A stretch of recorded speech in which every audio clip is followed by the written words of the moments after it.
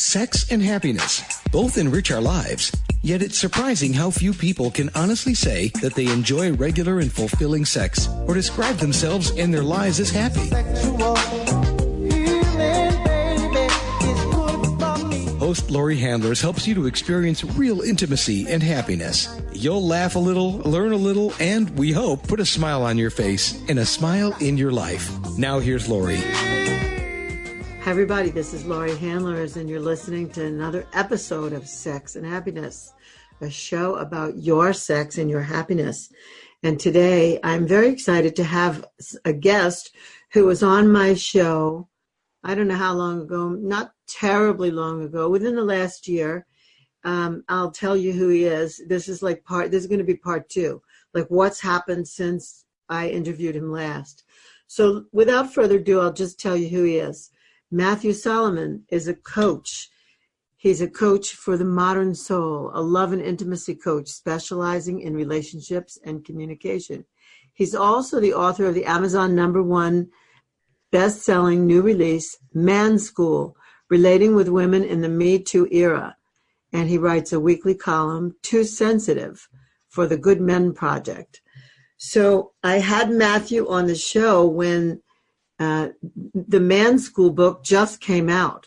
And so between now and back then, I think he's experienced a lot. And he wasn't writing for the Good Men Project then. And so I've invited him back because I want to know, what new growth has happened with him and what we should be looking at in terms of the Me Too era and what's happening in our world right now. So Matthew, welcome back to Sex and Happiness for Man School Part 2. Yeah, thank you so much, Laurie. It's so great to be back here. Yeah, so how is it going? I know you're all over the place, and I know that that you've been getting, every group I'm on Facebook and whatever, I see you there now. You went to me from a totally unknown person, to somebody that I see commenting and, tagging me for important posts and things kind of everywhere. So how's it going? It's been amazing. So the book came out in June last year, 2018. So that's when you and I first connected. And since then, it became a #1 new release on Amazon. I've been doing a lot of interviews and really have had the opportunity to speak and share about understanding and connection and consent and really get involved deeper in the conversation and really get deeper with men. When the book came out, I was writing it from the perspective of what women have been sharing with me and translating it for men. And as I've gotten deeper into it and really getting in touch more with myself as a man and what men deal with and why we react and respond the way that we do, it's really been amazing and moving. And out of that also came, like you said, I'm writing the weekly column for the Good Men Project to support men in all of our growth. Yeah, congratulations on that. That's really, it's an important thing, the Good Men Project, and it's great that you're writing for them now. It's wonderful. So really congratulations on all of it. Yeah, so let's revisit it. I mean, here's the thing for me, I want people to be sexually free. I want them to be specifically sexually free because I feel that people who are sexually free cannot be controlled. That said, I don't mean sexually free like they can just do anything they want. I have this big campaign on that I actually just talked to you about privately, trying to prevent sexual abuse on college campuses between, athletes who seem to get away with it and roofied co-eds. So I'm sexually free. Sexual freedom to me doesn't mean people can just pandemonium, do anything they want and be abusive as they have been in the past. Sexually free means people with consciousness and with a sense of integrity and purpose in having freedom to express their bodies and let their bodies be and their intuition be their guide rather than only their intellect and only rising to power in the ways that people have under patriarchy and so on. Mm-hmm. So I'm very liberal in that sense, and at the same time I have guidelines and parameters on what I mean when I say sexual freedom. Yeah. So, so the Me Too era has both moved me to tears in terms of people speaking out on what's on the things that have happened to them that that they were silent about for so long, and at the same time, it's apparent to me that men have become also targets of bullying and emasculation and all kinds of things are being projected on them. So that I don't know how to balance it out yet. We haven't the pendulum hasn't swung back yet, but right. What have you learned? What have you learned by working with men at this time? Like there's got to be a whole lot of new growth edges for you since June 2018.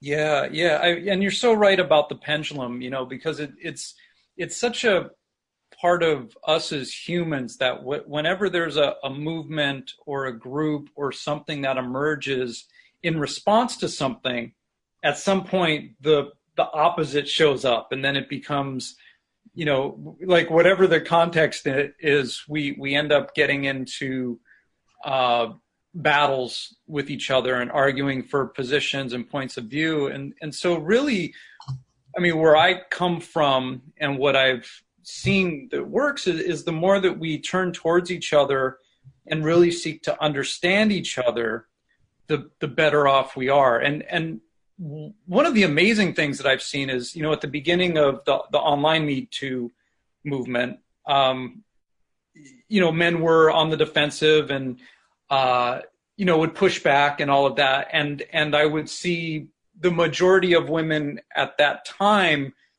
be very critical of men and be very aggressive towards men. And I've seen in the last few months women like you who do this work and do the intimacy work, who are really standing for men to heal.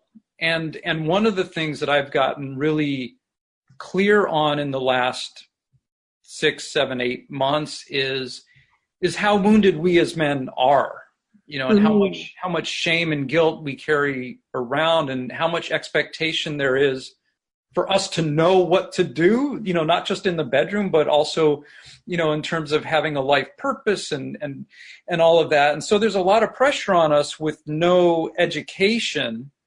And so we're set up to fail in a lot of ways. And so, things that I've unpacked regarding myself, I have a lot more compassion for men. Not that I didn't have compassion before, because I got that we were responding the way that we were because we didn't know, but just the deeper levels of it has been really profound. And so that's affected the way that I reach out to men and interact with men and even acknowledge the women who are really standing for our healing.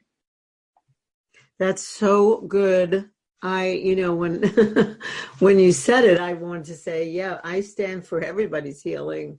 I don't care what someone's sexual orientation is or what gender they identify with or whatever, or their race or their age. I stand for everybody. It's not even healing because it assumes that something's kind of broken. And at the same time, I don't even like to come from that base anymore, but more to say, I want everyone to feel empowered. And I want them to know that there's more to empowerment than how smart they are or how much money they have, mm-hmm. or power over. Empowerment to me means feeling free to have my own choices, to pursue my own desires and fuel my intentions, and sexual energy plays a big part in that. But I stand for everybody, and I'm thrilled at what you're doing. I'm thrilled what you're getting in touch with. And that thing you said about, men are just supposed to know. Yeah. It's sad, but true. Men are supposed to know, men are supposed to make the first move. Men are supposed to be the vulnerable ones who ask for the phone number, the date, the second date, the get to first base question, open up the safe sex conversation, have, pay for the meal, open the door, do all these things. And, men don't really, they just learn that as part of the package of being a man. Mm-hmm. But at the same time, there's no school. Yeah. There's no, dealing with the, I don't like to use the term rejection, but that's how it occurs. Like, we're not taught how to handle that because, our success, basically we're brought up to believe that we're supposed to be successful with everybody. Every woman we ask out is supposed to want us. And if there's not, then there's something wrong with her or there's something wrong with us. And it just sets up this dynamic where we're not allowed to be graceful because we don't even know to be graceful with that. Right. Exactly. I know, for example, my partner, Michael Gibson, he teaches a class called Just Add Skill for men. And he teaches men how to actually touch a woman. Yeah.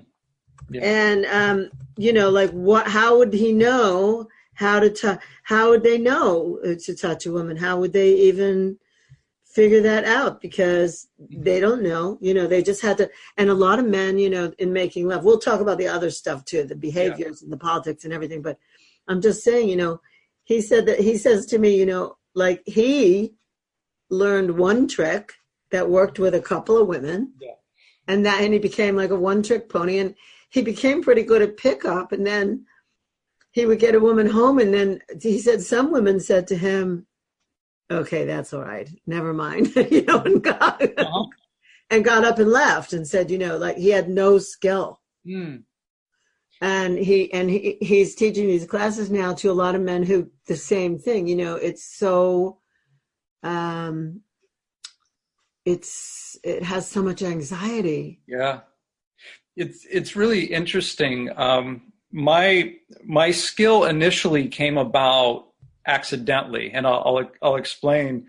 As a 14-year-old boy looking for masturbation material, I found a sensual massage videotape in my dad's dresser, and it was like hidden in the back, but I was looking around, and so I found this tape, and so that was what I used.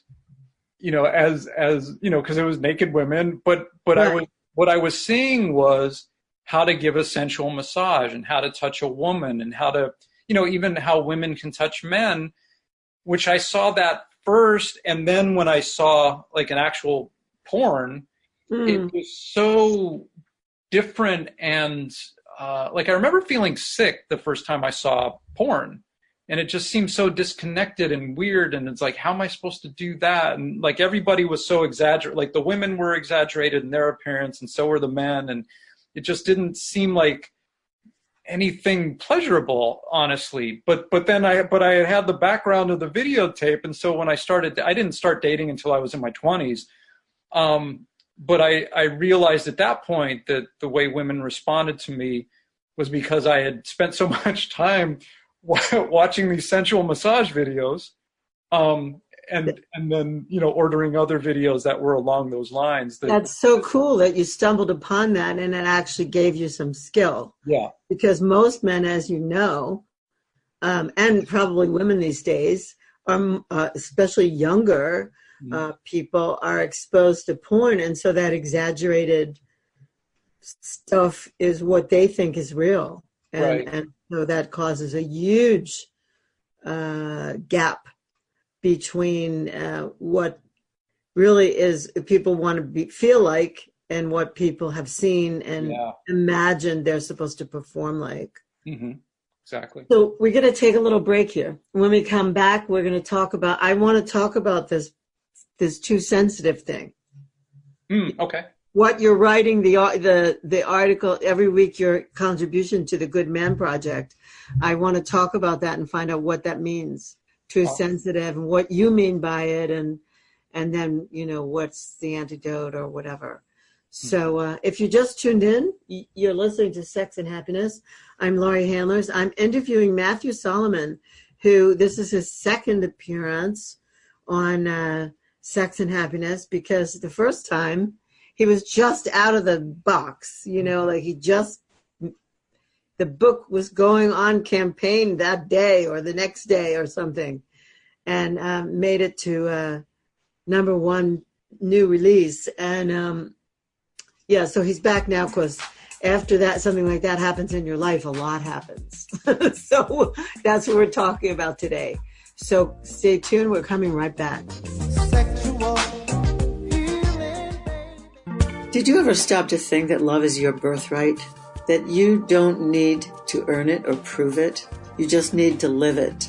I'm personally inviting you to the path of true love, power, and freedom.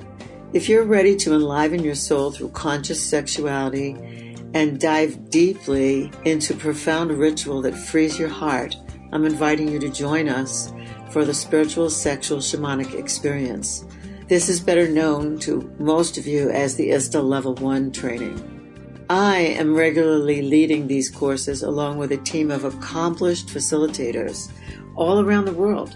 As a matter of fact, these trainings have taken place in 34 countries. For information on when I'm leading, go to butterflyworkshops.com.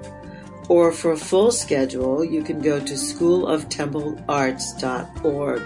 Please consider this invitation seriously, because love and freedom are your natural state of being. Are you wondering what book to read to jumpstart your life? Get the best from relationships? Attain the deepest feelings of intimacy?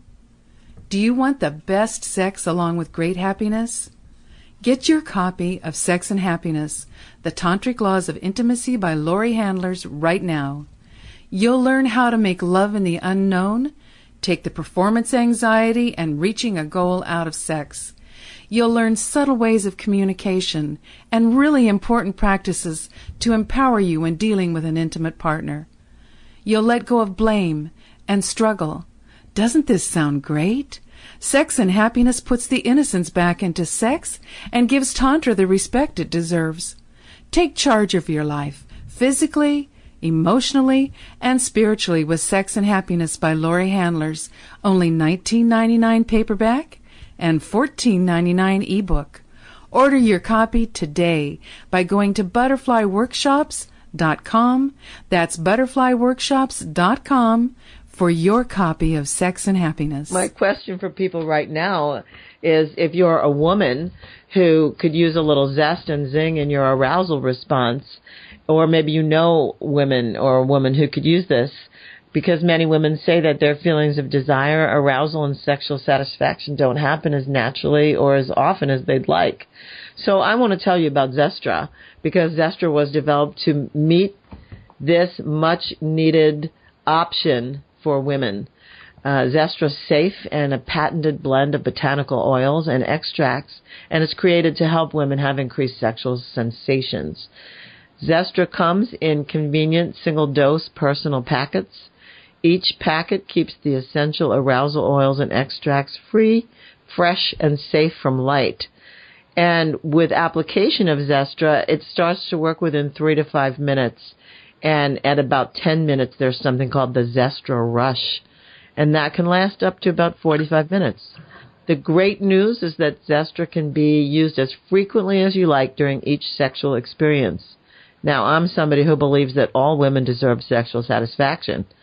That's why I do this show, in case you hadn't noticed. So I believe that men and women deserve sexual satisfaction. So if you're a woman who isn't getting that kind of arousal response that you want, please call 877-426-8047. That's 877-426-8047. And please remember to say you heard about Zestra from Laurie Handlers on the Sex and Happiness Show. We're back with Sex and Happiness. I'm Laurie Handlers, and I'm interviewing Matthew Solomon. I put a V in your name for some reason. And Matthew is a love and intimacy coach, and he specializes in relationships and communication. And he's author of the Amazon #1 new release, Men's School, Relating with Women in the Me Too Era. So, Matthew, you've also picked up the Good Men Project, and you're writing a column called Too Sensitive, Tell us a little bit about that, will you? Yeah, thank you. I started writing some articles for them, and then they invited me to be a weekly columnist. And we were kicking around what the name of the column might be, and so what came to mind, I'm somebody who likes to push back a little bit or a lot, and I've always been told that I was too sensitive, whether it was in relationships or when I was younger. And there's this stigma about men being like, women say they want an emotionally available man, and then when he shows up, sometimes they're not ready to handle that, and so they'll blame him and say, "Oh, well, you're too sensitive, you're too emotional, or whatever." And so I was looking at the kind of content that I'm producing, which deals with sensitivity around sexism and racism and homophobia and the development of men. And I'm a single father also, so in raising children. And really where I come from is we're already sensitive, we just haven't been given the space to express it. And so the too sensitive is a kind of like an FU. Yeah, I'm too sensitive, but because I'm sensitive, I'm great at coaching. I'm able to get into the experience of women. I'm able to get into the experience of people of color to really understand, what that's like for you, so that I can translate it to people who don't get it. And so that's where all that comes from, and that's what I really work to do with the articles that I write and the videos that I post, is to really express how we can connect and love each other and ourselves more by turning towards each other versus shutting parts of ourselves off or becoming distant or denying each other's experience. That's so great. I want to say something about that too. I mean, I want to add my 2 cents. Yeah. I used to feel like I had men in 2 categories: John Wayne men and Alan Alda men. Yeah. Oh, I forgot the Alan Alda reference, but that was such like the 70s, 80s sensitive man. Yeah, Alan Alda was the first man, I think, to join the feminist movement. Yeah. And I apologize, men. I'm just saying, anyone listening to the show, I'm sorry I had you stereotyped as John Wayne or Alan Alda. And I guess what I've come to know now has to do with more with masculine, feminine, and the fact that we all have both. Mm-hmm. Even if your gender preference is fluid, you still have some masculine and feminine in there, whoever you are, and you could actually play it up or play it down, whichever pole. And I think at the time when women were asking for sensitive men to show up who could listen, who could care, who could do the things, who could communicate the things you just enumerated. But they had the bad boy thing too, like they might have said, "Oh yeah, I want the sensitive man," but then they would go out like drinking and whoring with, motorcycle dudes who they'd never hear from again. Mm-hmm. And like, why does there have to be such a split, such a polarity? So I want to say now what I know is, for me, I really desire my partner to be in a really big masculine state a lot, so that my feminine can kind of flourish. It's not, my little girl didn't get a lot of, breathing room when I was growing up because I wasn't safe. So I had to be in my masculine a lot. Yeah. Mm-hmm. But I have such a kitty cat in there, like I could just go meow, meow all the time. When I feel safe, either in my own masculine or if a man is providing that masculine for me. But I'm just as turned on and excited when someone I love deeply, who happens to be in a male body, relaxes and surrenders into his feminine.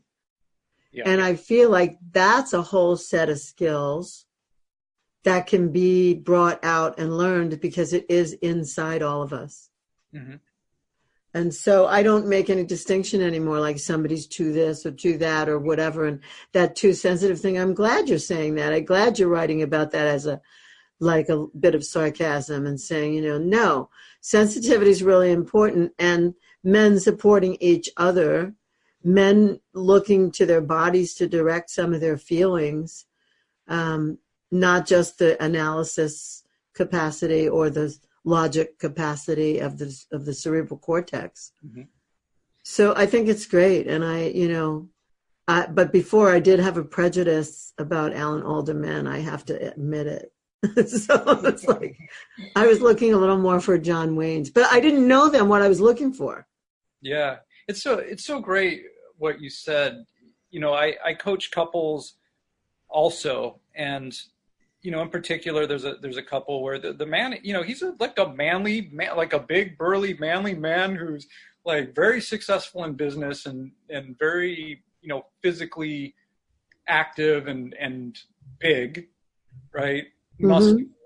And when I talk to him one-on-one, he really desires to be able to let his guard down and to open up and to talk about things. And so that's been really healing for him to have that space to do that.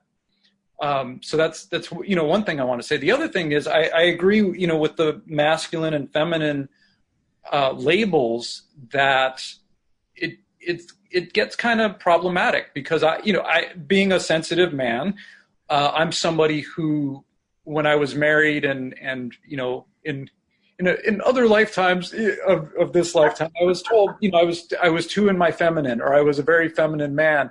And so even hearing the word masculinity triggers part of my brain that's like, oh, my manhood is being questioned. Regardless of if it's toxic masculinity or positive masculinity or whatever, right. Like there are just these connotations that we have. And so I like to not use them in coaching.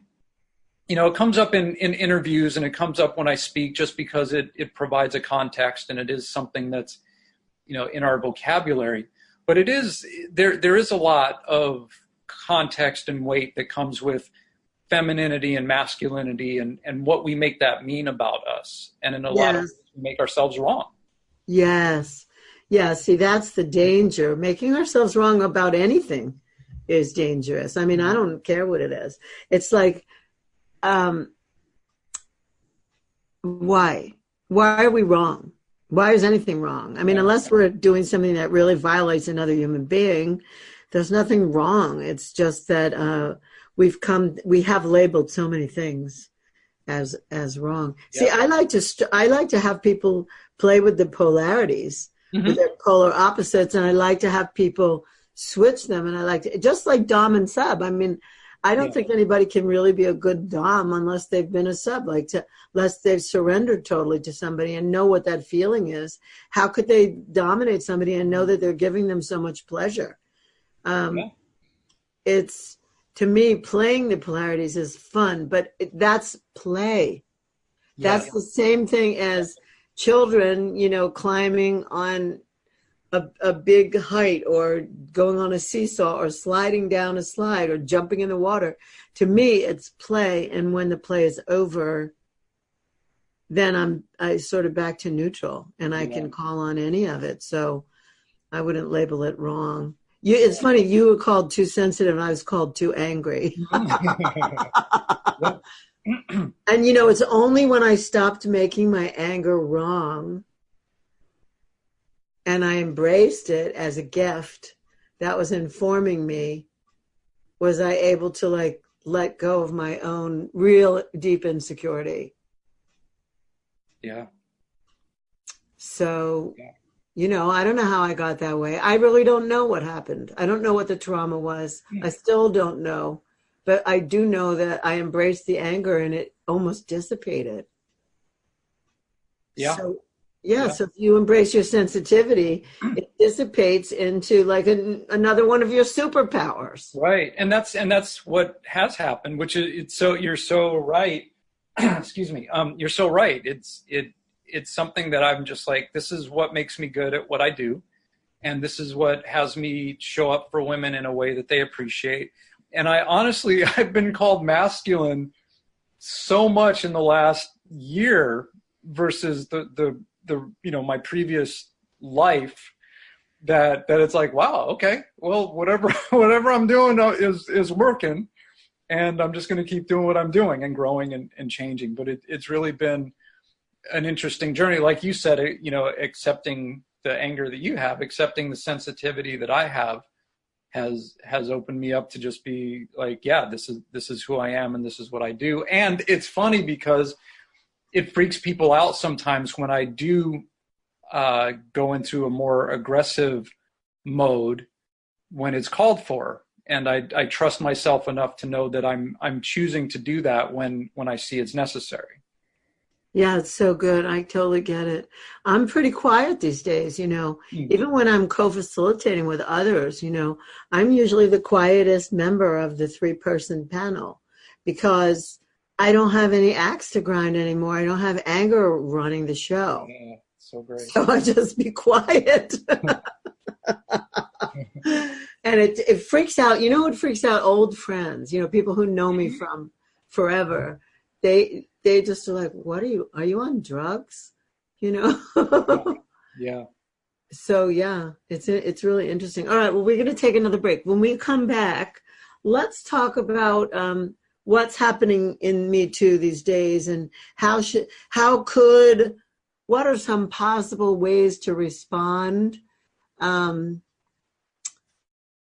men and women? What are some constructive ways to deal with Me Too, whether you're somebody who needs to come out with something that you haven't expressed before, whether you're somebody who's accused of something, like whatever it is, because it's so volatile still, that maybe we need to talk about people's survival strategy. What do you think? Yeah, sounds good. Okay, great. So this is Laurie Handler. As you're listening to Sex and Happiness, and I'm talking with Matthew Solomon, who wrote the book The Man's School, and that's how to relate to women in the era of #MeToo, and he's done a great job. And the book has launched him in terms of maybe he had his coaching career before, but now he's known, like it's launched him into at least a national hit and maybe international places too, although Me Too is pretty much these days still an American phenomenon. We'll find out about that and survival strategies for whoever is being affected by it and what to do. So please stay tuned. This is an important show.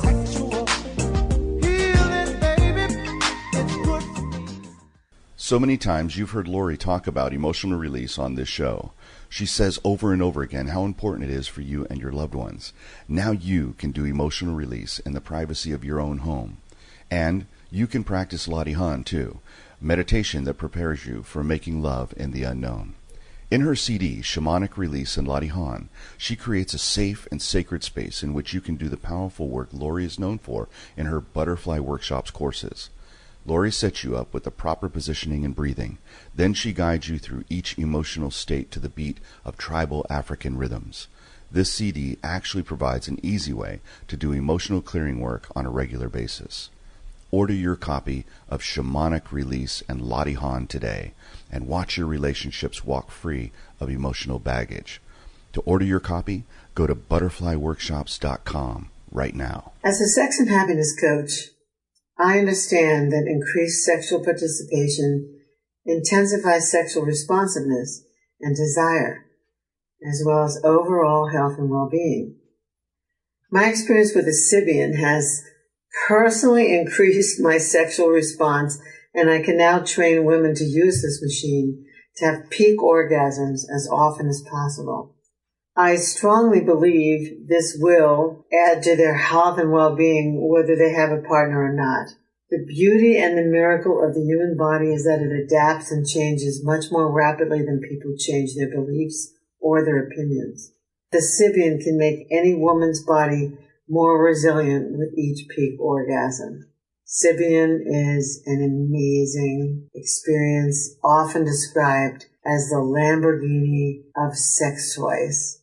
If you're a woman and you can get yourself to look at Sybian, you should do so. It won't take away from your partner. It will only add. Trust me on this. I love my Sybian. Go to Sybian.com.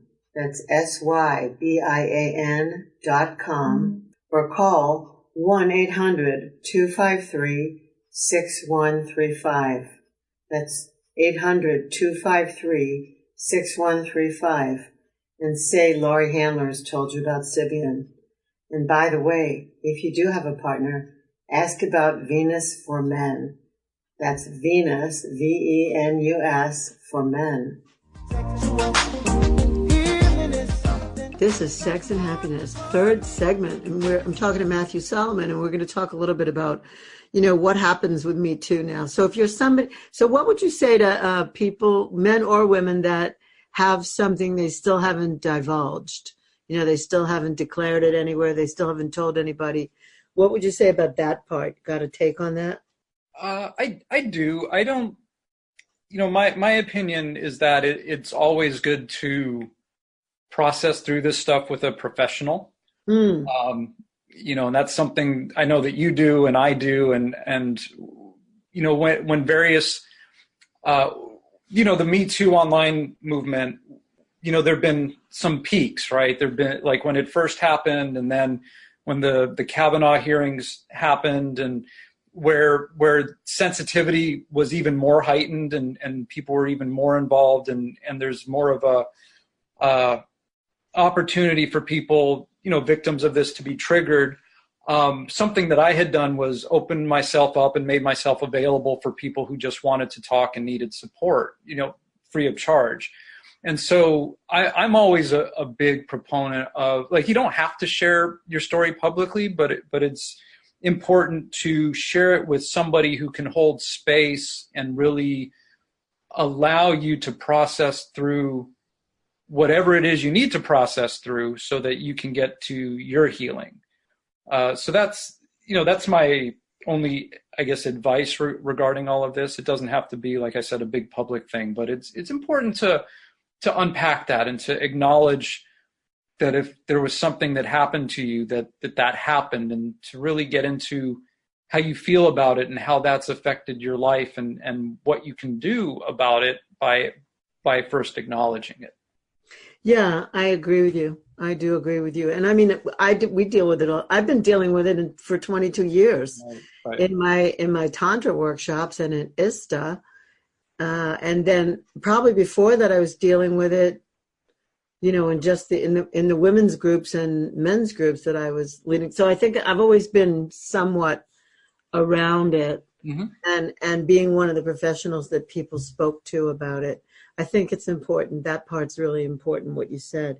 And then, like, what if you're one of these men who's really scared by it all? Like, there's some men who are saying they don't even want to deal with women anymore. Right. What about that? I mean, I guess that's an extreme. It is, but I was featured on a piece by AJ Plus, which is part of Al Jazeera, and they showed me teaching Man School as a live course, and I actually have it as an online course, home study for men who want to take it and don't want to be like in a group, but you can study it from home, and there's videos and all of that. But a lot of the pushback was from men who, like, there's the men going their own way, there's the incel movement where it's like men who are like, it's too scary, I don't want to be accused of being a rapist just for saying hello, so I'm going to stay home and watch porn. And yeah, it's extreme. I get where the fear comes from, because it's coming from a place of not understanding. And so the men that I teach, and a lot of men that I interact with who are aware of this, who understand, we know how to approach women and have relationships, and where the consent boundaries are, and how to have those conversations. And it's never been a burden for me. If anything, if anything, it's provided something for women who have not been able to trust men for a long time because of their experiences. And then the one other thing I wanted to mention also is we haven't really gotten into the men who have Me Too experiences. The couple voices that have come out, like Terry Crews and Brendan Fraser, I believe, were met with pushback from men who questioned, like I remember, like D.L. Hughley said something about, well, Terry Crews is really big and muscular. How would he let somebody do that to him? But there's so many different levels to, the power play of sexual harassment and rape and all of that. And so, I would love to see a safe space for men to come forward because there's a lot more of us that have had those experiences than I think we're able to handle. Yeah, I agree. So yeah, like to find support. Yeah. For that. And yeah. I mean, I read some stunning, and I don't mean stunning like beautiful, some absolutely blood-curdling and stunning experiences that men reported. I don't know where. I don't even know on what group. Maybe on Sacred Sexuality Rising, on Facebook. Things that have happened that were incredible. So to me, here's what I say. What I'd like to do is have people actually, what's the word? Get empowered to move away from victimhood and into creation. Yeah. And I don't like to say that because now I'll be blamed for blaming victims. There's a whole piece to this, but here's what I found. When I was searching for my answers, what happened to me that made me so angry? What was I protecting? What soft piece of me underneath the anger? What pain was there that resulted from a trauma? What was that trauma? And I couldn't find it. But I did years of therapy blaming my parents for something. And when I did the Landmark Forum, which, I know you're also a Landmartian, so we can talk about this. When I did the Landmark Forum, I don't remember which forum leader it was, but one of them said, you might have been a victim of something, and the action on the part of the perpetrators was probably really wrong.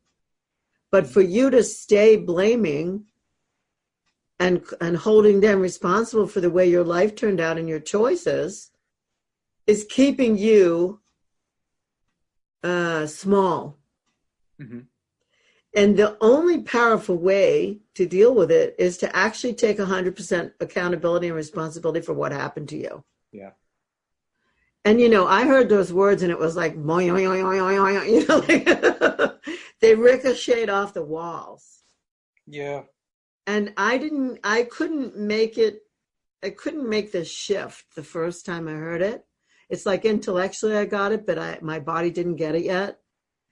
And it took a while, but when my body got it, that I could literally take 100% responsibility for what happened, even not knowing what happened.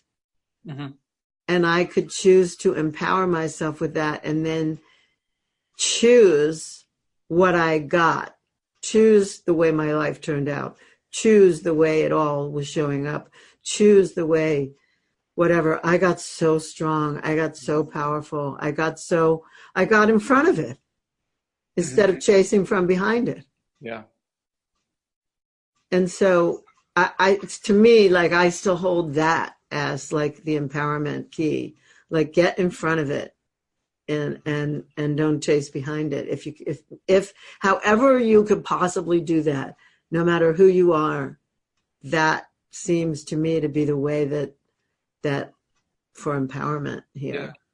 Well, I think it's thank you for bringing that up. It's such a great conversation and foundation because one of the problems is we collapse being responsible with being to blame. Right. So a lot of times, people are like, oh, okay, well, so you're saying I'm to blame for what happened to me. And no, that's not it. It's being able to look at the roadmap of your life. And this thing that happened, when I was 7, that was horrible, that had all of these consequences and traumas and all of that. From that point on, I made all of these choices to protect myself from that. And so it's not, I'm blaming myself. It's, of course I chose to do that to keep myself safe. Of course I chose to not trust men. Of course I chose to be angry. Of course I chose to, to be reclusive and all of that. Of course I chose to whatever, but it comes from a place of acknowledging, first of all, that we're wired for survival anyway. And so the responsibility part is just saying, oh yeah, of course I did that. I was taking care of myself. And it may not, take the pain away, but in just being able to kind of see how things play out, then you can make new choices if you want to. And you don't, nobody has to, but you can say, okay, well, I've lived, 30 something years not trusting men because of this thing that happened when I was 7. And of course I chose to do that because it was horrible. And as, being 45 now, I can, see maybe there is a way for me to open myself up to trusting men. Maybe there is something that I want more of from life, that I'm willing to take some chances now because I'm not a 7-year-old child. I'm an adult and I have different, access to different strengths and tools and people than I did back then. So it really is about, like you were saying, getting into choice and making choices that support the kind of life that you want from this point forward versus protecting yourself from the kind of life you've had based on things that happened in your past. Exactly. Thanks for all that clarification. Yeah. It's really, really good. That's it. That's what we're talking about here. It's not rocket science. It's not terribly complicated, but it does take it takes real presence and consciousness to catch. It did for me anyway, to catch myself when I was leaning back into a story of blame rather than moving forward into a story of choice and creation. And it's great. It's great, Matthew. Well, okay, we have just a few seconds left. So is there anything we didn't cover or any tip that you want to give to anybody? I mean, we just gave them their money's worth in the last part we talked about. Yeah. Is there anything though that I might have forgotten to ask you about that we want to mention? Oh, we could mention how to get the book. Oh yeah. Well, how to get the online program too. Sure. Well, everything is on my website, which is coachwithmatthewsolomon.com, and there the book, the course, being able to work with me, couples and individuals and groups. That's all on my website, and then access to me on social media, so Facebook and Twitter and Instagram and all of that. All right. That's wonderful. So you heard it here, coachwithmatthewsolomon.com. That's where you can find everything that we've just talked about and more. So Matthew, thanks for being my guest again. Thanks for doing what you're doing in the world. My pleasure. Thank you, Lori. Yeah, it's great. And everybody, I hope that you enjoyed this, and I hope that you will tune in next time when I will have another amazing guest who will be about your sex and your happiness. And this is Lori Handlers signing off and thanking you all for being my wonderful listeners. I couldn't or wouldn't even bother to do this without you. I know this makes a difference, and I want you to know it makes a difference to me too. Thank you all, and goodbye. Thank you for joining us today for Sex and Happiness. To learn more about Lori and her work, please go to butterflyworkshops.com or follow her on Twitter or Facebook. You can send her an email at sexandhappiness@gmail.com. We'll see you again right here next week for another edition of Sex and Happiness.